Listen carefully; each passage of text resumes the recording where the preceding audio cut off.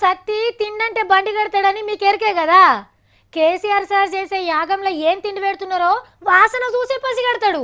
ఏడ తిండి వార్త కనిపించినా అక్క నేను తినకున్నా కానీ గీ తిండి వార్త చెప్తే నాకు తిన్నంత ఖుషి అవుతుంది అక్క అని చెప్పిండు.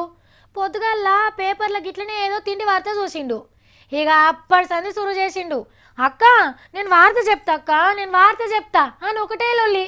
వద్దురా అంటే మరి ఆ తిండి పెట్టిన కాడికెళ్ళి వంపుమను అని ఈ లొల్లి పెట్టిండు. అమ్మో ఆయన తిండికి ఎన్ని కుండలండినా సరిపోవు కానీ వార్తనే చెప్పు అని చెప్పిన. మరి ఇన్నుండ్రి మీరు కూడా. అబ్బెర నాయనో, చూస్తుంటే నోట్లకెళ్ళి నీళ్లు ఊరుతున్నాయి. బా ఎంత పెద్ద గిన్నె. సత్తి ఆకలి అవుతుంది దా దా అంట అని పిలుస్తున్నాయి. వస్తున్నా వస్తున్నా. ఏ గద్దగూడున్నది తిననీకొచ్చిందేమో. ఆగు ఆగు, నేను తిన్నాక మిగిలితే తిందువు. హే పంది పిల్లలను కూడా తయారు చేసిండ్రు. పువ్వుల బుట్టి కలర్ కేకులు, అబ్బా బిస్కోట్లు, ఐస్ క్రీములు, ఆటోస్తువలు లటుక్కున నోట్లు వేసుకోవాలి అనిపిస్తున్నది. కానీ మీకు చూపియాలంట అని ఆగిన.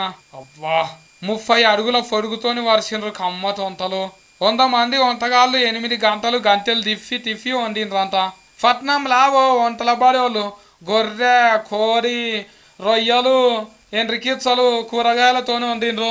గిర్నీస్ బుక్ రికార్డ్ కోసం చేసిండ్రంట గిట్లా. వాళ్ళేంటిరా నాయన నన్ను తినమంటిరా అంటే సతీష్ బుక్లకు గురి ఎక్కుతాయి.